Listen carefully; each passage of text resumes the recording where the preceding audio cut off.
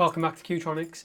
So today something nice and quick, and as you guessed from the title, we're going to be looking at changing some batteries in some Game Boy and Game Boy Advance cartridges. Now this is something I've been trying to get around to doing for quite a while now, and it's been skipping my mind. So as you can see, there's a few games here. Firstly, I'll show you what the issue is. I assume you've seen it before. If we go to play a cartridge, right here I'm playing Pokémon Ruby. We get through to it, and then the game loads up, and we see the internal battery has run dry. Now, basically, with the advanced games, the internal battery running dry just means the real-time clock stuff doesn't work. But again, when you're playing Pokemon Ruby or Sapphire, you want that real-time clock to work, because that was part of the fun of the game, right? Certain things happened on certain days and certain times. So, what we're going to do is we're going to go in and change some of the batteries in these two. Now, Crystal's already been done, but it's here for a reference point. So if we open up Ruby, as you can see, there's this battery that sits across the top of it. Now, in the Game Boy Advance games, they were actually smaller batteries than the GB games were, because again, these have SRAM, so they don't need a battery to keep alive. I can't remember which one it is, it's SRAM or FRAM. I think it's SRAM, not FRAM. The old ones had FRAM. Anyway, either way, the RAM inside a Game Boy cartridge is volatile, so it needs actual voltage to keep it alive, whereas this one doesn't. So the only thing the battery's used for is the real-time clock, hence why it said saving will still work. So it means you could have a smaller battery in there. When it came to the Game Boy games, like I pop one of these open, you'll see that actually the batteries that came in these originally bigger, because again, not only did they need to keep the RAM alive, they also needed to keep the RTC function alive. Now obviously that was only in Gold, Silver and Crystal. Now this is a Japanese Crystal, but as you can see, this has already been redone, but you can see the battery is nice and big compared to the smaller one, which is, what is that? It's a CR1616. I think this is a CR32 something. I can't remember the exact numbers on it, but it's much bigger, so it holds more capacity basically. Now, as this one's done, I'm not going to touch it, but it does lead me into the options you have. Now, you can just replace the batteries in Game Boy games with one of these. They're really cheap to get a hold of, not expensive, or you can actually change them for one of these.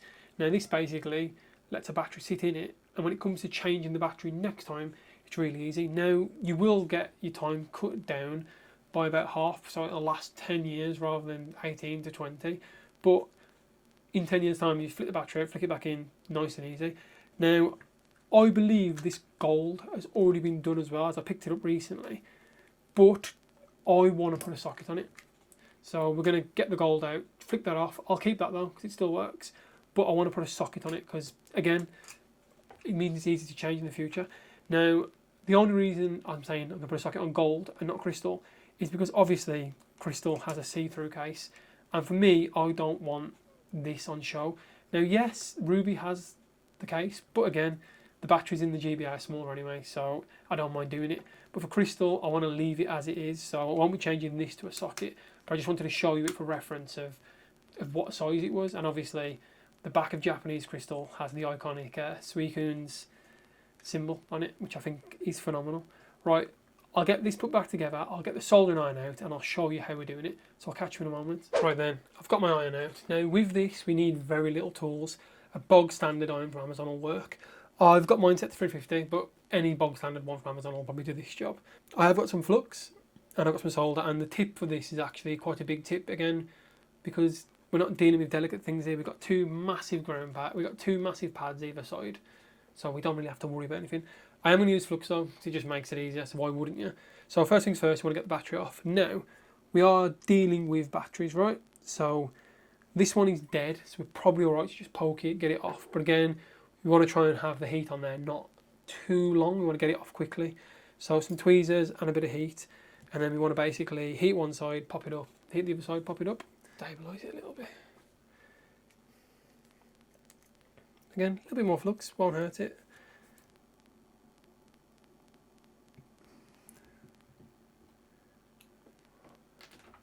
It's always sod's law when you say it's going to be easy. It should just be the case of simply just heating one side up.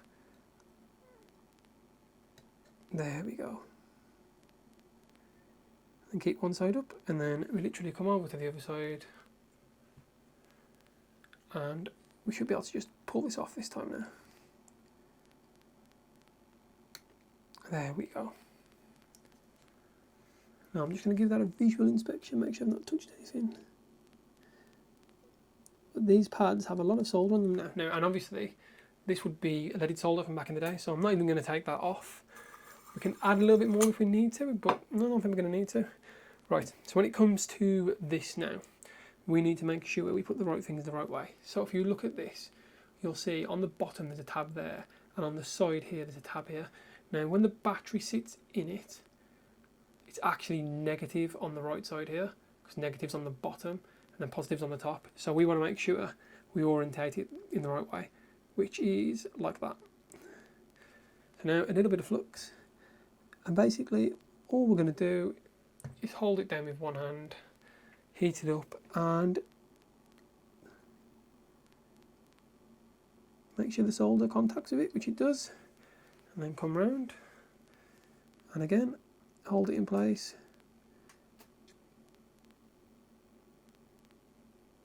Might need to hold that down with some tweezers.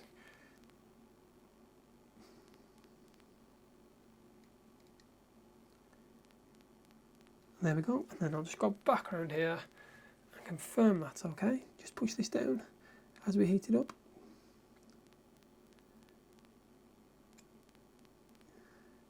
There we go, job's good. Right, I'm going to get some IPA, wipe that down, and that should be the GBA one done then. Now obviously you want to do this before we put the battery in, because we don't want to risk making any short. We shouldn't get a short with IPA anyway, but might as well do it beforehand. So we just want to clean up where we've been, because we don't want flux on the board anywhere if we can help it. And then we should just pop the battery in. Again, remember, get it the right way. Positive on the top, negative on the bottom. And there we go, that should be in. And we can test that now. If I just get the case and get it back in the Game Boy, we can make sure that's worked. And then we'll get on to the GBC game. Nice to give a look. You can barely see it there because of just how small GBA games are. Right, we'll put it into a Game Boy Advance SP, because you know I've got to get a different Game Boy out for this. Ah, oh, the iconic sound there. So the game's booting, which is a good sign. And there we go, and there's the save. No errors, no issues, no nothing. And whoever this person was, we can carry on. And we can see, all good, no issues. So yeah, there we go. There's the Game Boy Advance game done. And like I said, having that socket in there now means we can just pop that open in the future, and jobs are good one. Right, let's do the Game Boy Color game. Now again, I mentioned this one looks like it's got a new battery, so I'll get the multimeter out and we'll have a look. Yeah, they're 3 volts normally. So if we put this into voltage ducker, and what we on here, so negatives down the bottom, positives at the top, we can have a look what we got. Oh, so apparently that is flat as a pancake. Am I in the right voltage? Yeah, I am, yeah. So yeah, let's take the battery off and have a look, but that's saying it's flat as a pancake, but I wasn't getting an error message on Gold, so I assume when it comes to the original Game Boy games, they just wouldn't be saving, just wouldn't be holding their save, which is annoying. Right, let's get that off then anyway, and swap it out, because like I said, I want to put a socket on it. So we'll zoom in. And again, bit of flux when I can find it.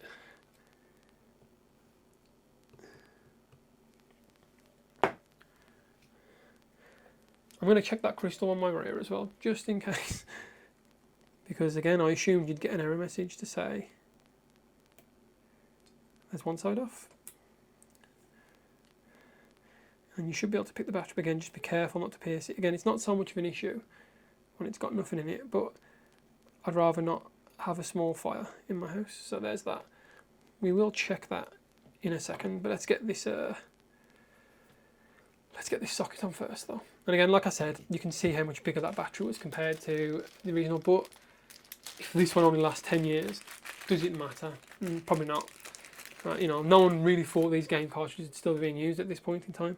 So again, negative is this side and negative is down the bottom. So we literally just line it up, and there you go. Obviously much smaller, but it doesn't matter. We should have enough solder on those points.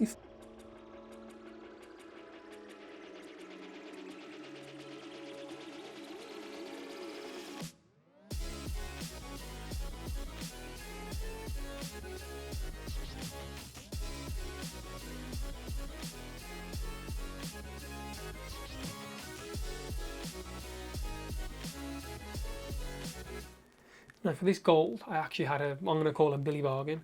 So I've picked up a Game Boy Pocket, so I expect that to be on the channel soon. And it came with Pokemon Yellow, legit yellow, and legit gold, and the pocket working for £70, which I think is an absolute steal. I felt sorry for the guy really for doing it for that, but he did, so that's on him. So yeah, that'll be coming soon. I can't wait to do that. I've got a few Game Boys that are coming up actually, guys. I've got a Game Boy Color OLED coming up, and I've got a normal IPS one that I'm calling my Ultimate Game Boy. I've got a Game Gear coming as well, so there's lots of stuff coming. I'm sorry about the delays, but if you're new to the channel, it just takes time sometimes. I have got a Spectrum coming up next though as well, and I've done some stuff with my 3D printer recently. I've had a new 3D printer, well, I've had an upgrade, so I'm going to bring in some 3D printing stuff. Let me know, guys, in the comments if you're interested in some of that 3D printed stuff. The goal of mine is to be able to print things for console mods. Sometimes when you're doing USB-C mods and stuff, they just dangle in there, and I hate that. I want to be able to do something professional with it. So yeah, let me know, guys, if that's something you want to do, if something you want to see. Also, potentially, Ben's the co-host of my other channel, my editor. He's looking at potentially coming onto the channel and painting some figures and stuff. So let me know if you're into that. He's probably going to potentially looking at doing some sculpting and stuff. So yeah, again, let me know if that's something you want. Anyway, let's get this battery in. Boom. Let's get the multimeter out and make sure this is actually working now.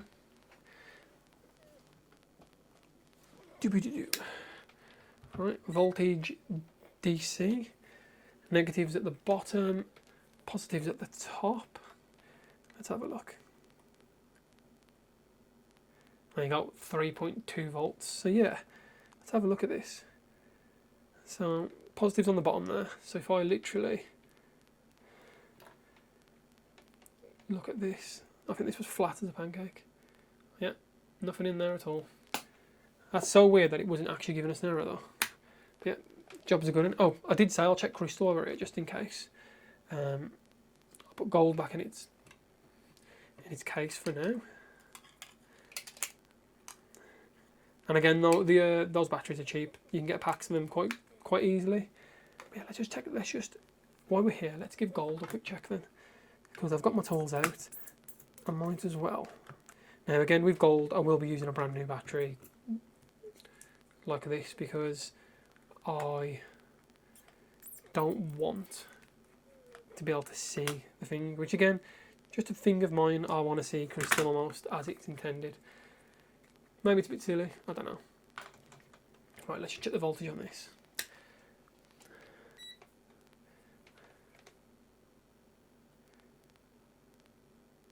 Oh no, that's flat as a pancake too. Well, let's get it changed.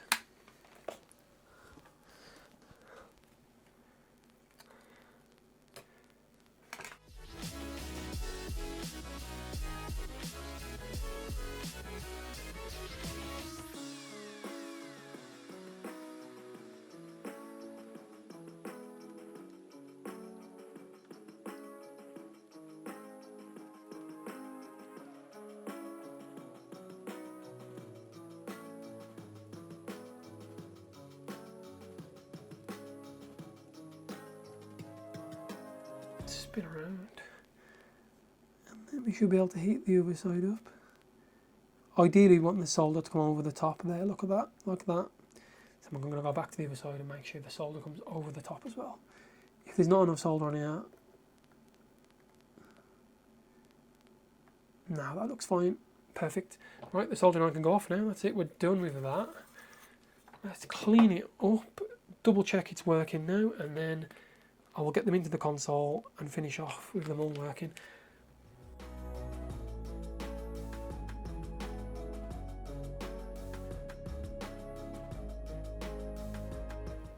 There we go. Oh, no, you can't see because I'm a terrible YouTuber again. 3.3 volts. Perfect. Right, I'll get the cases put back together and I'll catch you in a sec and we'll do that final check and make sure everything's working. Right, catch you in a sec. Right then guys, we're all back together now then. So let's get Pokemon Gold into, yeah, it's got to be an original Game Boy, right, for this. So, oh, there's silver just slotted in there as well. Right then.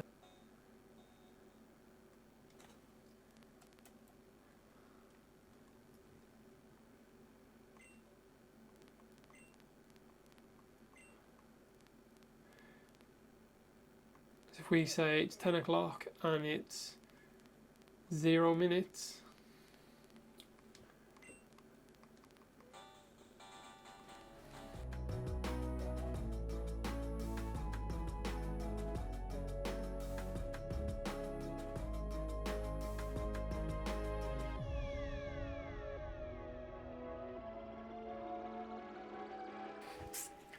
Right then, I'm back. Let's give this a try. And for those of you who've got this far, this is the third time I've tried this now. Purely because I couldn't wait long enough because I'm impatient. Oh, there we go, it's just ticked over. You saw it tick over from 1 to 2. Hey! Well, there you go then guys. As you can see, it's all working now. And that's how easy it is to change over these cartridges. Nice and simple, battery out, battery in. If I was you and you don't care about the visuals, unless you've got a Pokemon Crystal, which are getting rare now anyway, use the socket things. They're from AliExpress. So cheap. I think that was like a couple of quid maybe for like 10 or 20. I will drop a link in the description. It will be an affiliate link, so the 1% kickback from it helps the channel, whatever. But don't use it if you don't want. But if you do want some of them, just go. I just got to AliExpress. You can get them on eBay and Amazon. They're just a bit more money because obviously they're not from AliExpress. But there you go, guys. Thank you very much for joining us. Obviously, as I said, there will be more content coming now. I'm back at it. And yeah, let me know if you want to see some more 3D printer stuff. Right, I'll catch you later, guys.